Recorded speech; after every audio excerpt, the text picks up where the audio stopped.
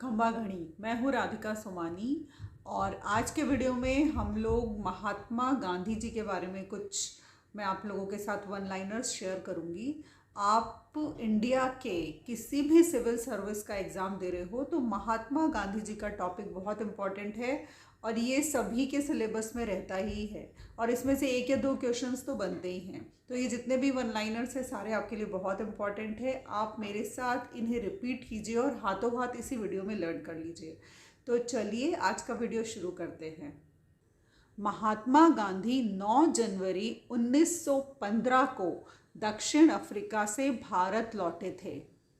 उन्होंने अपना पहला सार्वजनिक भाषण 1916 में बनारस हिंदू विश्वविद्यालय के उद्घाटन के समय दिया था और यही कारण है कि उनकी बातों से प्रेरणा पाकर आम जन भी स्वतंत्रता संग्राम से जुड़ा और इसी वजह से आम जन को स्वतंत्रता संग्राम से जोड़ने का सारा श्रेय महात्मा गांधी को जाता है। जब गांधी जी साउथ अफ्रीका से वापस आए उस वक्त प्रथम महायुद्ध का दौर चल रहा था। तब उन्होंने उस महायुद्ध में सरकार की मदद की थी, इसलिए सरकार ने उन्हें केसरे हिंद की उपाधि से सम्मानित किया था। गांधी जी ने 1915 में बम्बई अधिवेशन में कांग्रेस की सदस्यता ग्रहण की। चंपारण सत्याग्रह जो कि 1917 में हुआ था, ये पहली बार था जब गांधी जी ने सरकार को भारत में सत्याग्रह करने की धमकी दी थी। खेड़ा सत्याग्रह जो कि 1918 में हुआ था, ये भारत में गांधी जी द्वारा चलाया गया पहला किसान सत्याग्रह था।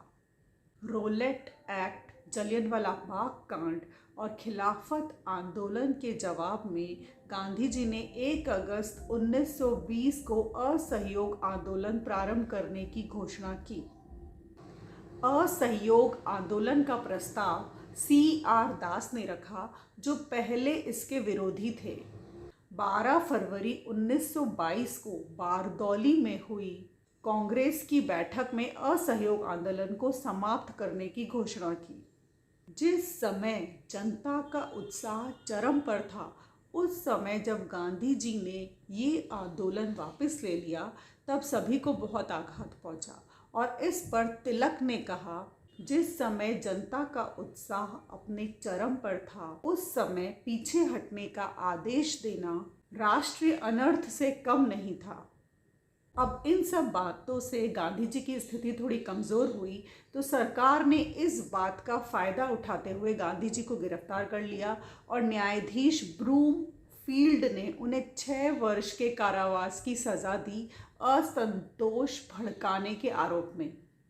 महात्मा गांधी ने खिलाफत आंदोलन को हिंदू मुस्लिम एकता का एक सुनहरा अवसर माना था।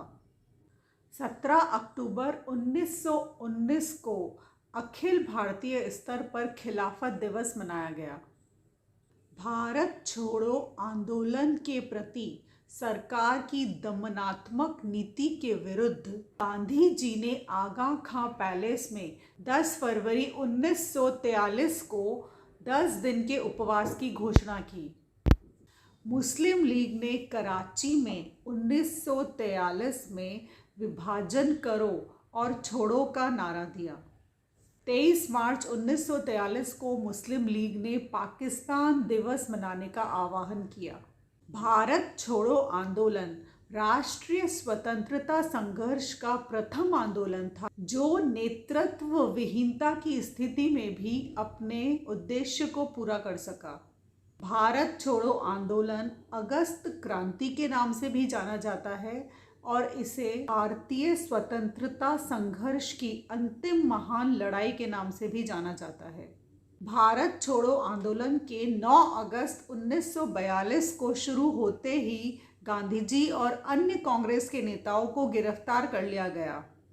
गांधी जी को सरोजिनी नायडू सहित आगा खां पैलेस में गिरफ्तार करके रखा गया और इन नेताओं को गिरफ्तार करने के लिए जो ऑपरेशन चलाया गया उसे 0R ऑपरेशन के नाम से जाना जाता है।